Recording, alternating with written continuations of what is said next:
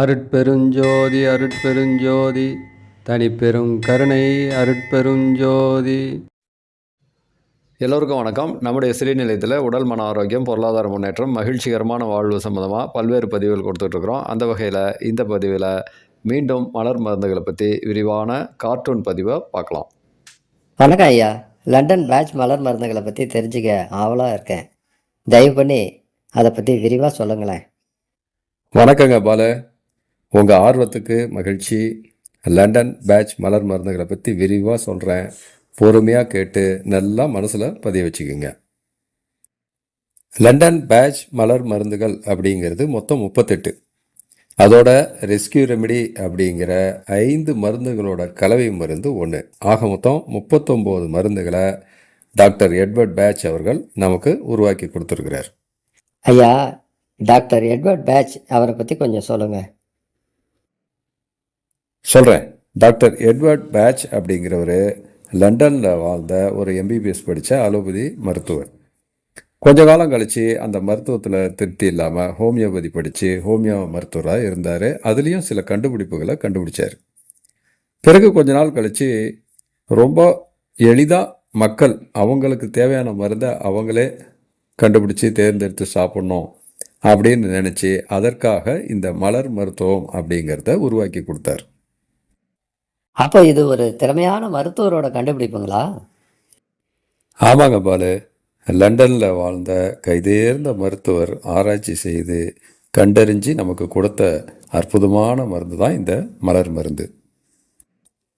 ஒவ்வொரு மலர் மருந்தை பற்றியும் விவரமாக சொல்லுங்க ஐயா. விரிவாக தெளிவாக சொல்கிறேன், கவனமாக கேட்டுக்குங்க. லண்டன் பேட்ச் மலர் மருந்துகளில் முதல் மருந்து அக்ரிமணி. இந்த தாவரம் ஏறக்குறைய 2 அடி வரலும் வளரக்கூடிய செடி வகையை சேர்ந்த ஒரு தாவரம். இந்த செடியில் கீழ்ப்பகுதியில் ஓரளவுக்கு இலைகள் காணப்படும். அதுக்கப்புறம் ஒரு நீளமான தண்டு வரும். அந்த தண்டில் நிறைய அழகான மஞ்சள் நிற பூக்கள் இருக்கும். அந்த தண்டில் இலைகள் பெரும்பாலும் இருக்காது. பார்க்கறதுக்கே ரொம்ப அழகாக இருக்குங்களே ஐயா. ஆமாங்க பாலு, ரொம்ப அழகாக இருக்கும். இந்த பூக்கள் பூத்து காஞ்ச அப்புறம் ஒரு கொக்கி மாதிரி ஒரு அமைப்பு இதில் உருவாயிடும். அந்த கொக்கி அப்படிங்கிற அமைப்பு மூலமாக அந்த பக்கம் போகிறவங்க வர்றவங்க விலங்குகள் இவங்க மேலே அது ஒட்டிக்கிட்டு அந்த விதைகள் இடம்பெயர்ந்து மற்ற இடங்களுக்கு இந்த தாவரம் பரவி வளரும். நம்ம ஊர் தேல் கொடுக்கு காய் மாதிரின்னு சொல்லுங்க. ஆமாங்க பாலு, ஏறக்குறைய அப்படி தான். இப்போ என்னென்ன மனநிலைகளை சரி செய்யறதுக்கு இந்த அக்ரிமணிங்கிற மலர் மருந்து பயன்படும் அப்படிங்கிறத சொல்கிறேன். சொல்லுங்க ஐயா. பெரும்பாலும் அமைதியாக யார் கூடயும் அதிகம் பேசாமல் இருக்கிறவங்களுக்கு இந்த மலர் மருந்து கொடுக்கறது சிறப்பாக இருக்கும். இந்த மாதிரி நபர்களை பேசா மடந்தை அப்படின்னு கூட மற்றவங்க சொல்லுவாங்க. அதுக்குன்னு இவங்க சோகமாக உம்மனாமூஞ்சியாக இருக்க மாட்டாங்க. கலகலப்பாக சிரிச்சுக்கிட்டு ஜோக் அடிச்சுக்கிட்டு இருப்பாங்க. ஆனால் மனசுக்குள்ளே ஏதோ ஒரு கவலையை மறைச்சி வச்சுக்கிட்டு மற்றவங்க கிட்ட சந்தோஷமாக இருக்க மாதிரி நடிச்சுக்கிட்டு இருப்பாங்க. கவலை வருத்தம் அப்படின்னு இருந்தால் வெளியே சொல்ல வேண்டியது தானுங்களே. அதாங்க பாலு மனநிலைன்னு சொல்கிறது. சிலருக்கு தங்களோட கஷ்டம் கவலை இதை யாருக்கிட்டையும் சொல்கிறதுக்கு விருப்பம் இருக்காது. அதை யாருக்கிட்டையும் பகிர்ந்துக்கவும் மாட்டாங்க. அதே மாதிரி தான் முன்னாடி நடக்கிற அநியாயம் அக்கிரமம் இதெல்லாம் பார்த்துட்டு எதுவுமே பேசாமல் இருப்பாங்க. அதுக்காக எந்த ரியாக்ஷனும் பண்ணிக்க மாட்டாங்க. ஆனால் மனசுக்குள்ளேயே ரொம்பவுமே கவலைப்பட்டு வெதும்புவாங்க. அது மட்டும் இல்லைங்க பாலு, இந்த மாதிரி நபர்கள் யாருக்காவது கடன் கொடுத்துட்டாங்கன்னா அதை கேட்டு வாங்கவே மாட்டாங்க. அந்த திறமை இருக்காது. வாங்கினவங்க கடனை வாங்கிக்கிட்டவங்க அவங்களா பார்த்து திருப்பி கொடுத்தாதான் உண்டு. அடப்பாவமே, அவ்வளவு அப்பாவியா இவங்க? எமது ஸ்ரீநிலையத்தில் செல்வ செழிப்பு தரும் அட்சியோக பயிற்சி, ஆட்டோ ரைட்டிங், சித்தர் தரிசனம், டாரட் ஜோதிட பயிற்சி, ரெய்கி நிலை 1, 2, ஜெர்மன் ரூனே குறியீடு பயிற்சி மற்றும் பல்வேறு பயிற்சிகள் வழங்கப்படும்.